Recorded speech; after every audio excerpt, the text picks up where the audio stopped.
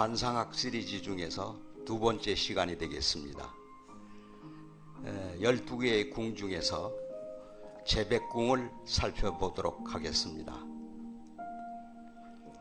재백궁은 코를 말하는 것으로 현대어로는 재산궁이라고 합니다. 귀 잘생긴 거지는 있어도 코 잘생긴 거지는 없다는 속담처럼 얼굴 중앙의 장식이라 할 수 있습니다.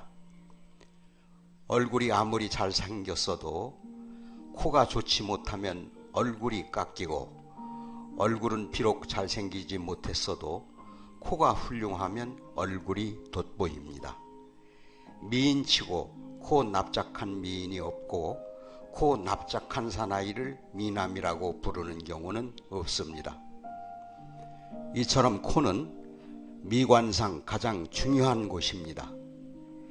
귀는 유심히 보기 전에는 상처가 있든 짝짝이든 귀를 잘 알 수 없지만, 코는 얼굴 중앙에 있기 때문에 모양이 조금만 이상해도 바로 드러나게 됩니다.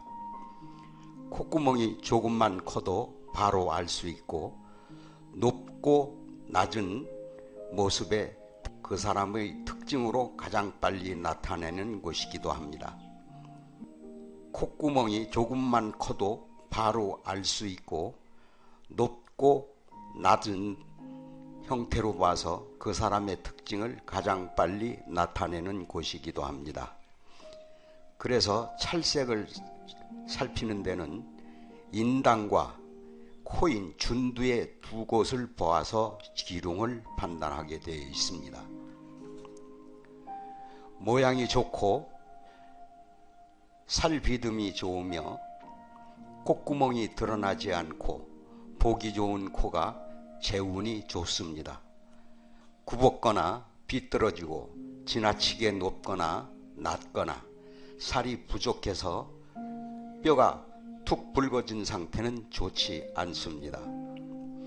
또한 콧구멍이 훤히 보이는 사람은 재운이 없습니다. 코가 얼굴에 비해 지나치게 작아도 좋지 않지만 지나치게 커도 좋지 않습니다.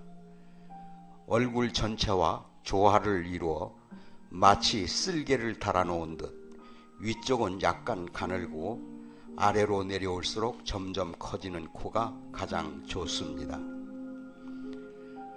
코의 상부인 두 눈 사이를 산근이라고 하고, 콧대를 연상, 수상이라 하며, 콧마루를 준두라고 하고, 코끝 좌우를 난대정위라고 합니다. 코는 현담처럼 생기고 살이 뼈를 푹 감싸주어야 합니다. 이렇게 훌륭한 코를 가진 사람은 은행장이 되거나 큰 회사의 사장이 될 수 있습니다. 은행가치고 코가 못생긴 사람은 없습니다. 은행장의 코가 지나치게 높거나 낮으면 언젠가 한 번은 크게 파산을 하게 됩니다. 코가 크고 콧구멍도 큰 사람은 투기성이 있어 일확천금의 꿈을 꾸기 때문에 벌기도 잘하는 반면 손재주도 많습니다. 콧구멍이 큰 사람은 낭비병이 있어서 수중에 돈이 들어오면 쓸데없는 물건이라도 사는 경향이 있습니다. 저축에 대한 의지가 거의 없어서 돈이 생기면 상산조자룡 칼 쓰듯 펑펑 쓰고 돈이 떨어지면 쩔쩔매기 일수입니다. 반면 코가 매우 작은 사람은 큰 재산가가 될 수 없고, 콧구멍이 작은 사람은 인색합니다. 또 콧구멍이 큰 사람은 돈을 잘 빌려주지만 콧구멍이 작은 사람은 돈을 쉽게 빌려주지 않습니다. 코가 매우 뾰족하고 작고 짧으며 살이 부족해서 뼈가 툭 붉어진 사람은 비록 유산을 물려받는다 해도 결국엔 폐가하여 가난해지기 쉽습니다.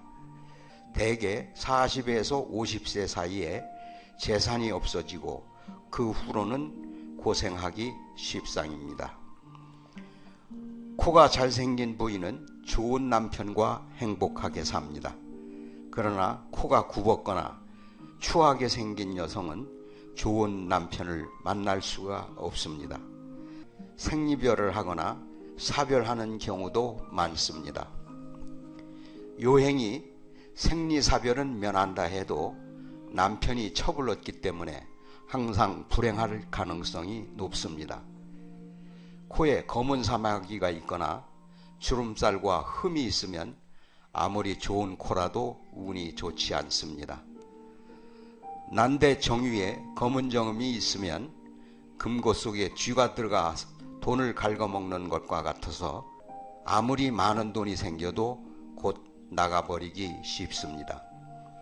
검은 점뿐만 아니라 흠도 마찬가지입니다. 검은 점이 있으면 타인의 방해로 인해 실패하고 흠집이 있으면 성질이 지나치게 급해 실패하기 쉽습니다.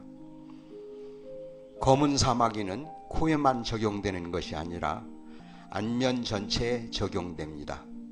신체의 흠도 물론 좋지 않지만 안면의 흠은 미관상으로도 영향을 미치므로 더욱 좋지 않습니다.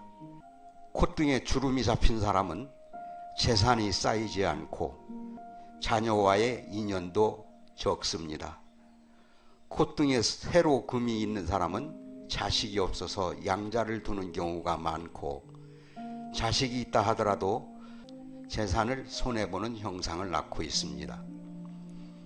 코에 자그마한 흠이 있어도 그만큼 재운에 흠이 생긴다는 얘기입니다.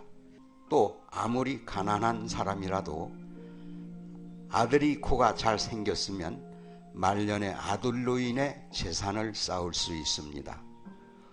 혹 부잣집 맏며느리를 선택할 때 코에 흠이 있으면 그 여인으로 인해 폐가할 수 있으니 사위나 며느리를 드릴 때는 코의 선을 잘 살펴봐야 합니다.